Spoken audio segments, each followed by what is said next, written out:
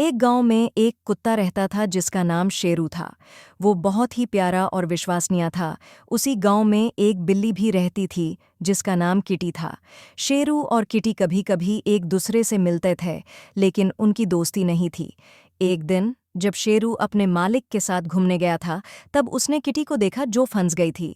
शेरू ने अपने मालिक से कहा, मालिक, ये बिल्ली फंस गई है, क्या हम यूं से बचा सकते हैं? मालिक ने कहा, हाँ, हम यूं से बचा सकते हैं। शेरू ने अपनी ज़ाबन से किटी को पकड़कर उसे आज़ाद किया।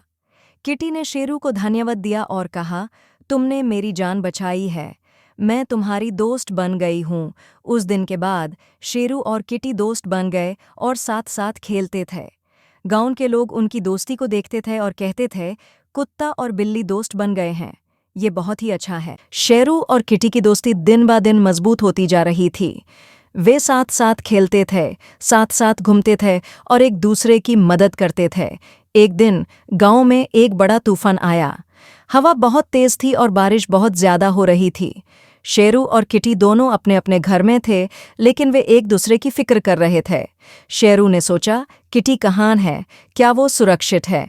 उसने अपने मालिक से कहा, मालिक, मुझे किटी की फिक्र है, क्या हम उसे ढूंढ सकते हैं? मालिक ने कहा, हाँ, हम उसे ढूंढ सकते हैं।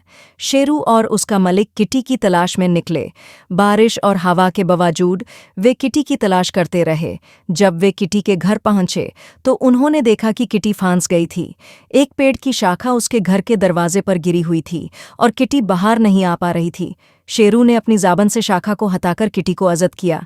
किटी ने शेरू को धन्यवाद दिया और कहा, तुमने मेरी जान बचाई है, तुम सचमुच मेरे दोस्त हो।